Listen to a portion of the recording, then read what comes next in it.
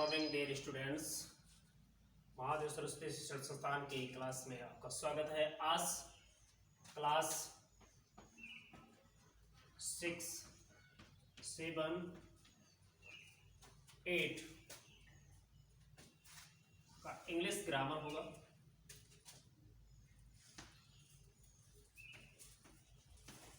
English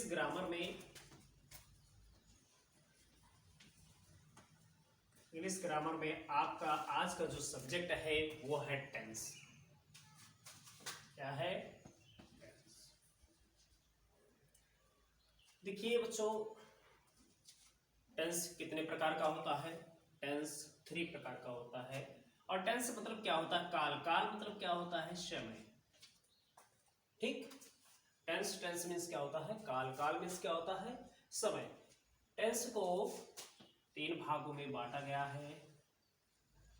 जो पहला आपका होता है प्रेजेंट टेंस होता है।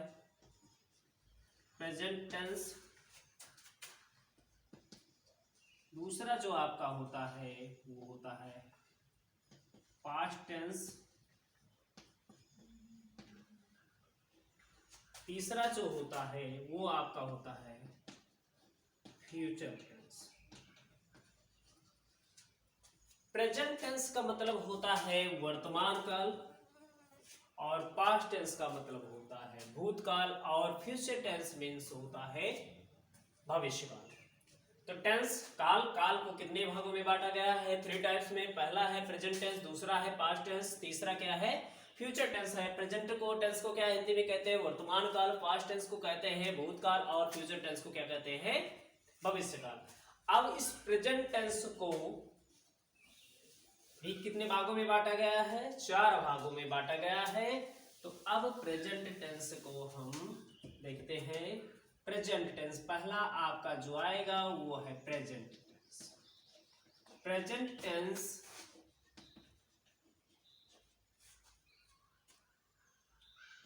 को कितने भागों में बांटा गया है देखते हैं।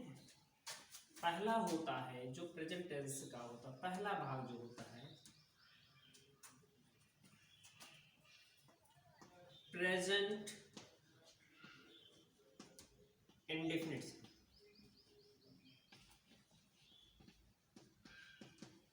Present indefinite tense. दूसरा क्या होता है?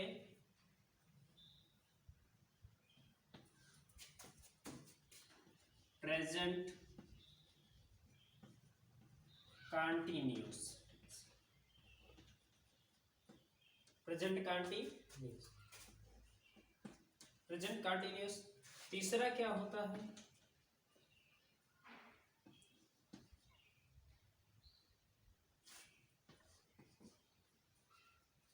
तीसरा जो आपका होता है प्रेजेंट परफेक्ट। चौथा क्या होता है? ये होता है प्रेजेंट परफेक्ट कंटीन्यूअस। ठीक। तो प्रेजेंट टेंस जो होता है वर्तमान काल। वर्तमान कालों को हम 4 भागों में बांटा जाता है। 4 भागों में पहला क्या है? प्रेजेंट इंडेफिनिट टेंस है। दूसरा क्या है? प्रेजेंट कंटीन्यूअस टेंस है। तीसरा क्या है? प्रेजेंट परफेक्ट टेंस है। और चौथा क्या है? प्रेजेंट परफेक्ट कंटीन्यूअस है। तो अब देखते हैं प्रेजेंट टेंस की पहचान क्या होती है, ये जानते हैं। कैसे हम जानेंगे कि ये प्रेजेंट टेंस है? किस तरीके से हम तो पहचान लेते हैं कि ये प्रेजेंट इंडेफिनिट टेंस है। ठीक है। प्रेजेंट का मतलब होता है वर्तमान। वर्तमान में ये जो कार्य हो रहा होता है वही हमारा प्रेजेंट टेंस होता है। अब प्रेजेंट इंडेफिनिट टेंस जो पहला है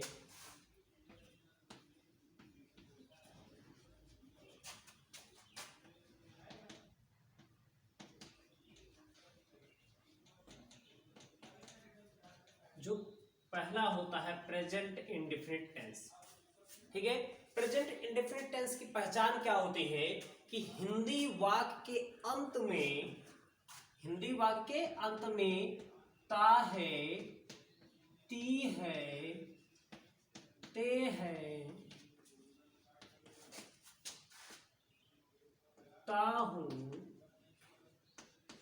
शब्द आते हैं।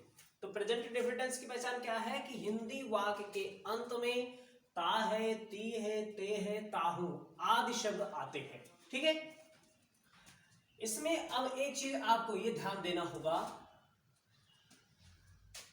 प्रेजेंट इंडेफिनिट का जो इसको भी कई 4 भागों में बांटा गया है।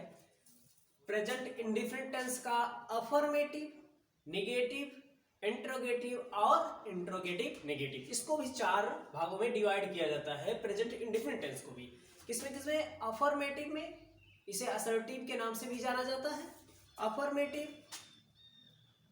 Negative, interrogative, interrogative negative. तो पहले हम पढ़ते हैं अफर्मेटिव।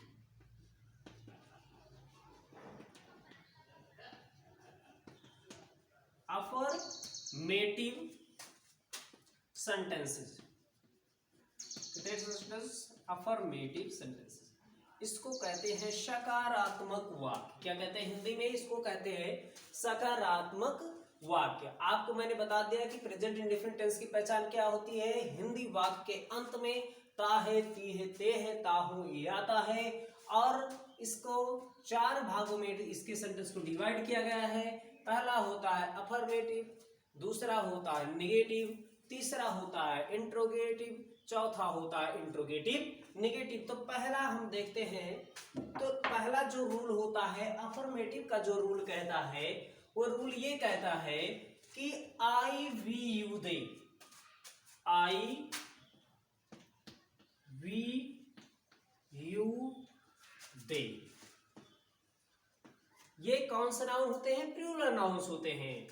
तो इसे क्या कहा जाता है, I we you they plural noun, plural noun के साथ, I we you they plural nouns बहुवचन संज्ञाओं के साथ हम वर्ब की फर्स्ट फॉर्म का प्रयोग करते हैं, का यूज करते हैं। ठीक है, तो कहने का मतलब अफर्मेटिव सेंटेंस जो होता है I we you they plural nouns अर्थात बहुवचन संज्ञाओं के साथ हम वर्ब की फर्स्ट फॉर्म का प्रयोग करते हैं। ठीक है, अब इसमें होता है दूसरा, क्या होता है, ही, सी, इट अर्थात singular noun. Singular noun means क्या होता है, एक वचन करता, एक वचन संज्ञा कह सकते हैं। एक वचन संज्ञा के साथ हम क्या करते हैं, वर्ब की फर्स्ट फॉर्म में यस या ईएस का प्रयोग करते। ठीक है, इसी इट अर्थात किसी व्यक्ति का नाम भी हो, सिंगुलर नाउन में किसी भी व्यक्ति स्थान का नाम भी आता है, उसके साथ भी वर्ब की फर्स्ट फॉर्म का प्रयोग किया जाता है। जैसे अगर कोई जरूरी नहीं है कि ही सी इट रहे, यहाँ पर ए भी हो सकता, रमेश, गीता, फीता कोई भी आ जाए, तो उसके सिंगुलर एक वचनकर्ताओं के साथ हम क्या करते हैं, वर्ब की फर्स्ट फॉर्म में यस या ईएस का प्रयोग करते हैं, या सी एच ईएस का भी प्रयोग किया जाता है। ठीक है, देखते हैं अब आपका सेंटेंस पर हम आते हैं। कैसे आपको समझ में आ गया होगा कि अफर्मेटिव सेंटेंस में क्या होता है, I we you they plural nouns के साथ वर्ब की फर्स्ट फॉर्म का हम प्रयोग करते हैं, और ही सी इट सिंगुलर नाउन में वर्ब की फर्स्ट फॉर्म में यस या यस का प्रयोग किया जाता है। ठीक है, अब सेंटेंस पर हम आते हैं। जैसे एग्जांपल के तौर पर, एग्जांपल में देखते हैं, पहला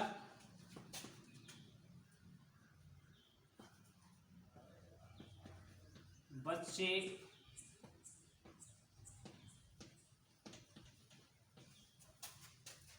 मैदान में खेलते। ठीक है, दूसरा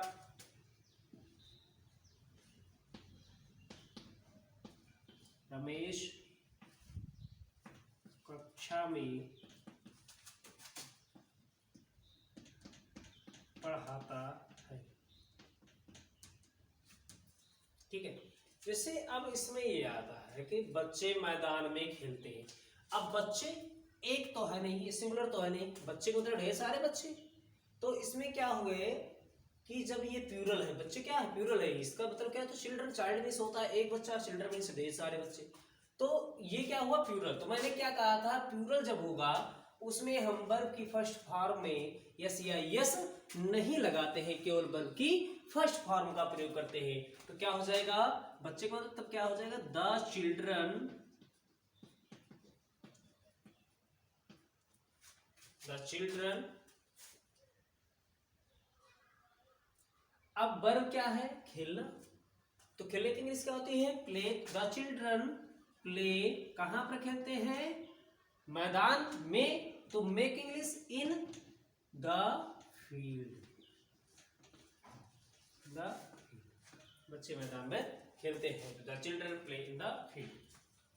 अब यहां पर आप सोच रहे होंगे कि यह मैदान, बच्चे मैदान में, ग्राउंड में खेलते हैं। तो अगर यहां पर यह दिया गया होता बच्चे खेल के मैदान में खेलते हैं, तब यहां पर हम प्ले ग्राउंड लिख सकते थे, अन्यथा गलत हो जाता है, नहीं माना जाता है। जैसे रमेश कक्षा में पढ़ाता है, तो क्या हो जाएगा, रमेश सब्जेक्ट है, ये सिंगुलर नाउन है, इसलिए इसके साथ क्या लिखेगा, वर्ब की फर्स्ट फॉर्म में यस या यस लगेगा। जैसे पढ़ाने की इंग्लिश क्या होती है, टीच। तो इसमें क्या हो जाएगा, टीचर्स हो जाएगा। तो Ramesh teachers, teacher in the class, क्या हो जाएगा, Ramesh teachers in the class. ठीक, दो एक्सरसाइज और बता देते हैं आपको। ठीक,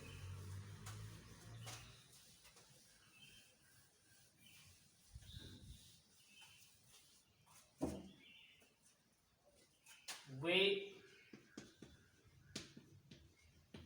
मैदान में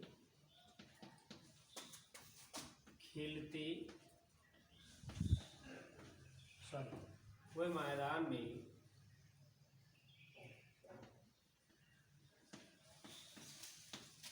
टहलते। ठीक है, तो वे मैदान में टहलते, क्या हो जाएगा, दे। ठीक, दे। अब दे क्या है, ये प्लूरल है, तो इसके साथ हम क्या करें, वर्ब की फर्स्ट फॉर्म का ही प्रयोग करें। टहलते हैं, टहलना क्या इंग्लिश में, वॉक। ठीक है, दे वॉक, कहां पर, मैदान में, इन द फील्ड।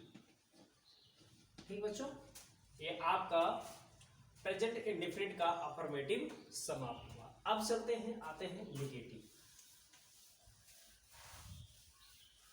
दूसरा इसका होता है निगेटिव सेंटेंसेस। दूसरा क्या होता है, निगेटिव सेंटेंसेस।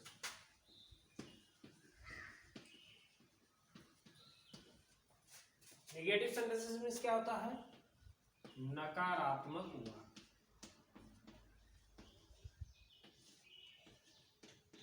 नकारात्मक वाक्य, इसकी हिंदी क्या होती है, नकारात्मक होती। नकारात्मक मतलब होता है इसमें नहीं शब्द आता है। जैसे मैं मैदान में नहीं खेलता हूँ, मैं पुस्तक नहीं पढ़ता हूँ, वो खाना नहीं खाता है, वो खाना नहीं पकाती है, वो गाना नहीं गाती है, वो वहाँ नहीं जाता है। तो ये आपका जो सेंटेंस है ये निगेटिव होता है। और निगेटिव का हिंदी जो होता है वो नकारात्मक अर्थात नहीं शब्द का प्रयोग किया जाता है। इसमें क्या करते हैं कि आई, वी, यू, दे अर्थात प्लूरल नाउन्स के साथ हम डू नॉट प्लस वर्ब की फर्स्ट फॉर्म का प्रयोग करते हैं। ठीक है, आई, वी, यू, दे के साथ अर्थात ये प्लूरल नाउन्स है, इसके साथ हम डू नॉट प्लस वर्ब की फर्स्ट फॉर्म का प्रयोग करते हैं। दूसरा क्या होता है आपका, ही, सी, इट। ये आपका होता है सिंगुलर नाउन होता है, इसके साथ हम डज नॉट प्लस वर्ब की फर्स्ट फॉर्म का ही प्रयोग करते हैं। इसमें यस या यस नहीं लगाते हैं क्योंकि ये अपने इस सहायक क्रिया के साथ इसमें यस या यस का प्रयोग कर दिया जाता है, इसलिए इसमें यस या यस का प्रयोग नहीं किया जाता है। अब चलते हैं, हम एग्जाम्पल के तौर पर देखते हैं इसका सेंटेंस।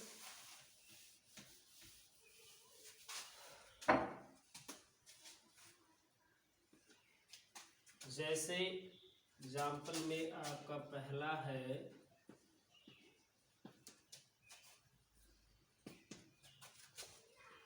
वे हमें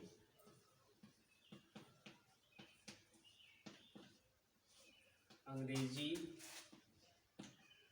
नहीं पढ़ाते।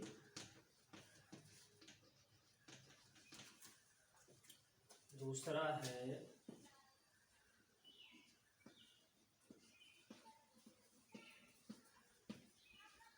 अपना पाठ नहीं याद करते हैं। तो पहला है हमारा, वे हमें अंग्रेजी नहीं पढ़ाते हैं। तो ये आपका पहला सब्जेक्ट जो है वो दे है। देव क्या है? ये प्लूरल है। प्लूरल के साथ हमने बताया है आपको डू नॉट का यूज किया जाता है अगर नहीं शब्द आया होता है। तो आपका क्या हो जाएगा? दे। दे के बाद सीधे आपका डू नॉट का प्रयोग करोगे, फिर इसके बाद वर्ब की फर्स्ट फॉर्म का ही प्रयोग किया जाएगा। तो दे डू नॉट टीच। अब यहां पर आया है हमें। हमें का मतलब है बी का हो जाता है अस। तो they do not teach us, क्या नहीं पढ़ाते हैं? अंग्रेजी। तो us English. They do not teach us English. अब दूसरा वाक्य है, हम अपना पाठ नहीं याद करते हैं। तो हम की इंग्लिश होती है वी। वी हमारा होता है प्लूरल नाउन, इसलिए इसके साथ भी हम डू नॉट का यूज करते हैं। वी डू नॉट, और वर्ब की फर्स्ट फॉर्म का ही प्रयोग करते हैं, लर्न। अब बी है, बी सब्जेक्ट है, बी का अपने के लिए होता है आवर, तो हो जाएगा आवर लेसन। तो we do not learn our lesson, हम अपना पाठ याद नहीं करते।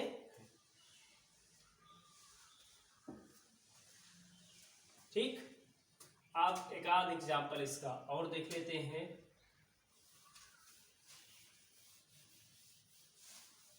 जैसे तीसरा एग्जाम्पल देखते हैं, मीरा खाना नहीं पकाती है। तो मीरा खाना नहीं पकाती है। तो सब्जेक्ट आपका क्या हुआ? मीरा। तो मीरा हो गया। अब मैंने ये कहा था कि जो सिंगुलर नाउन्स होंगे उनके साथ हम डज नॉट का प्रयोग किया